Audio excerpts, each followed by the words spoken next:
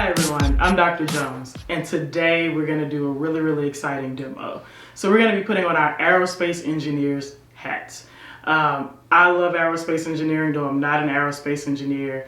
Aerospace engineering is just really neat because they are the people who actually make aircraft. So our helicopters, our airplanes, many of you have likely been on an airplane. Aerospace engineers create those, right? And so those are inventions that have really just changed the way we travel, the way we're able to interact with our families, and they allow us to actually see this huge country that we live in.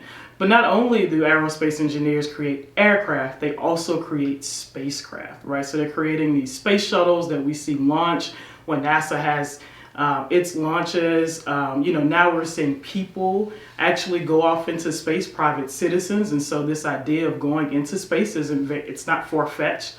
They do cool things like coding. They have to code the software that's used to operate the aircraft and the spacecraft. And then another new thing that's coming up is in-space manufacturing. So now we're having aerospace engineers that are figuring out, how do we make products and things in space that can be used by themselves when, they're there on their space missions, but then also that eventually can be made, on Earth. And so it's just really cool. It's a vast field. There are a lot of opportunities within aerospace engineering. But what's key, and you'll see as we make our balloon rockets today, is that aerospace engineers are only successful when they understand the four forces of flight. So in order to create these aircraft, the spacecraft, and have them go up and have successful flights and missions, we have to balance these four forces. And those four forces are weight, lift, drag, and thrust, right? And so weight, it's a force that essentially keeps us on Earth. Weight holds us down. And so you're familiar with it. We always talk about, oh, how much do we weigh? Well, that weight's important because it keeps us in place. And so in order for aircraft and spacecraft to actually launch and take off and fly, the force of lift has to overcome its weight, right? And aircraft and spacecraft, they weigh huge amounts, right? They're like tons. And so they get that lift that overcomes the weight from their wings, right? So you see airplanes, you see these huge wings, and we're used to seeing in the air the wings on the sides of the aircraft. And so it's a very important part of the design of aircraft and spacecraft, because those wings, again, it provides that lift force that's needed to overcome weight so that they can actually take off and go into flight. But then again, I also mentioned two others, right? And so there's thrust and there's drag.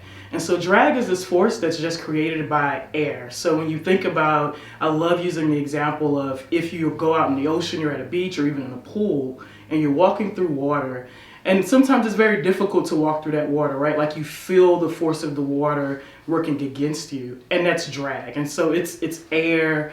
You also feel it if you're riding in a car and you stick your arm out of the window. You feel that air just kind of dragging your hand back. And I'm using drag. And so that air causes the force of drag. And so then you need thrust to overcome it. And in spacecraft and aircraft, the engines provide the thrust that's needed to overcome drag. And then that thrust is actually pushing that aircraft and spacecraft in the direction that it needs to fly. And so again, those four forces are weight, lift, thrust, and drag. Lift has to overcome weight, and then thrust is provided by the engines, and that's to overcome the force of drag or the air. And that thrust points the aircraft and the spacecraft in the direction that their operators want them to go. Another thing that's important, so remember, we're making rockets today. So another thing that's important is Isaac Newton's third law. And so Isaac Newton has these series of laws, but the third one is important for us today, and that's for every action, there's an opposite and equal reaction. And so when we think about rockets, right, and again, you've probably seen these space shuttles lift off into the environment, into air, into space, and they have these nozzles that push gas out of the bottom. And though those nozzles are pushing gas out of the bottom at a really fast speed, and then that's enabling that spacecraft or that rocket to actually go in the opposite direction. So usually when we see these videos, these clips, the pictures, you see that gas coming out of the bottom, the spacecraft is actually moving, it's going straight up. And so that's Newton's third law in action, right? So that gas it's causing an action, and the reaction that's occurring because it's coming out of the bottom is that the space shuttle or the rocket is moving upwards. And so that's important because that's also one of those scientific principles, and just something that essentially something that causes flight for aircraft and spacecraft that we'll see in action as we do our balloon rocket activity today. So we're going to go over our supplies and we're going to get started. And I hope that you have as much fun as I'll have showing you how to actually create your balloon rockets and then setting them off.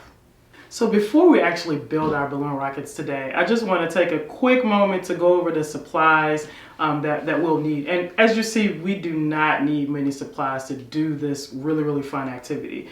We're going to need yarn or string, about 8 to 10 feet. And this is crucial because this right here is going to create the flight path that our balloon rockets travel on. We're going to need a balloon, maybe more than one balloon, because the balloon is our actual rocket, so it's key. We need a straw, and that straw is going to help our balloon travel along the string. And then we need tape so that we can actually secure our balloon rockets, and we're going to need scissors so that we can measure out that 8 to 10 feet of string of yarn that I mentioned initially. And yeah, with these few simple supplies, we can do something very exciting with the balloon rockets. In addition to these, and I typically forget because it's not right in front of me, we're going to need a doorknob or a chair.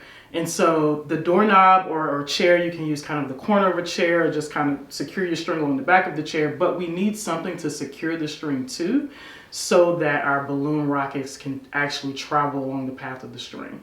So again, we need 8 to 10 feet of string, a balloon, maybe more than one in case you want to make multiple balloon rockets, a straw, tape, our scissors, and then the doorknob or a chair that you can use.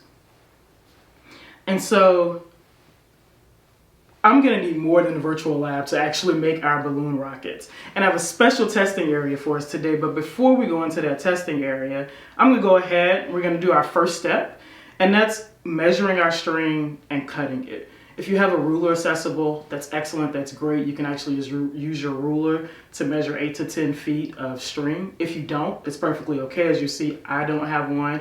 And what I'm going to do is just use the length of my arm. It's about a foot, give or take, and so I can just take my string and I'm going to actually just kind of unravel a lot of it first to make it easier. And then I'm just going to go back and forth across my arm about 9 times. I'm going to fall in the middle since I said 8 to 10 feet. And that should give me about 8 to 10 feet to work with for our balloon rockets. All right, so you can't see, my lab coat is blocking it. But I'm going to stop about right here. That's where my elbow is. And from there, I actually don't even need my forearm anymore. I can just go back and forth until I have 9 of these. And so you notice it fell right there, but that was 2 full ones. There's 3, 4, 5. And you can actually adjust this. There's 6 depending on how far, like the space that you're in, right? So you might have a tight space and your balloon rocket can only travel about 6 feet or 7 feet. You can still cut 8 to 10 feet, and that's perfectly fine because you can limit that on the back end. So no worries there. And if your space is longer, same thing. We can still stick with the 8 to 10 feet and it'll be enough. So I'm on about 7. This is about 8 feet. And again, I said I was going to do 9 since that was in between 8 and 10. And so here's my 9. And I'm just going to cut it. All right, I don't need this anymore. We can leave this here. And again, that's step 1. We need our string first, and I'm gonna head on over to the testing area where I can actually tie this string to a doorknob, which is what I'm gonna use to create that travel path for my balloon rocket.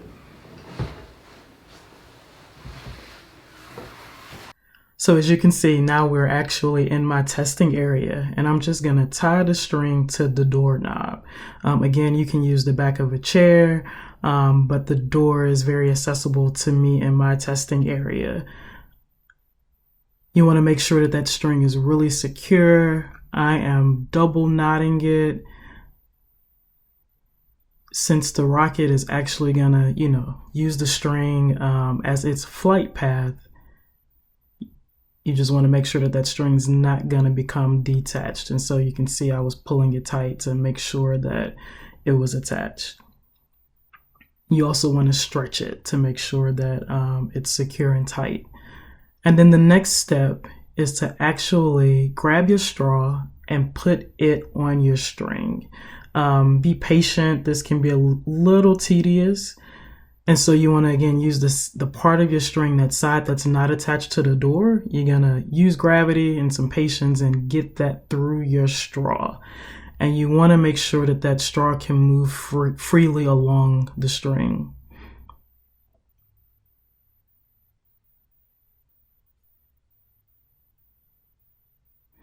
And that's really, really important. We want to make sure there's no resistance or nothing that's going to block your balloon rocket from actually taking off and going far. And so now that the straw is attached to the string, our next step is to blow up the balloon. And sometimes that can be difficult depending on the balloon. You can see I had to take a pause. Still not too satisfied, so I'm just going to blow mine up so that it's bigger. Remember that air is going to provide the thrust that's needed for the rocket to move along the flight path. Once you've blown your balloon up, you can use a clothespin or even just your fingers to make sure that no air escapes.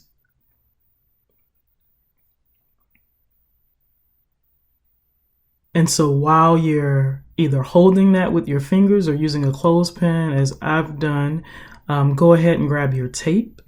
So the next thing that we want to do is actually secure that balloon to the straw. And first you can just either pre-cut some tape, or, if you're using a tape with a dispenser, just go ahead and tear off a few pieces and put that along the straw. That way the tape is just ready to go and it'll be easier to secure the balloon. And so again, you're just cutting that tape, get about 2 or 3 strips, and you're just placing it across the straw. And so the tail end of your balloon is going to face away from the door as you secure it to the straw with the tape. And so it's facing away, again, so that air can provide that thrust, and it's going to thrust your balloon towards the door.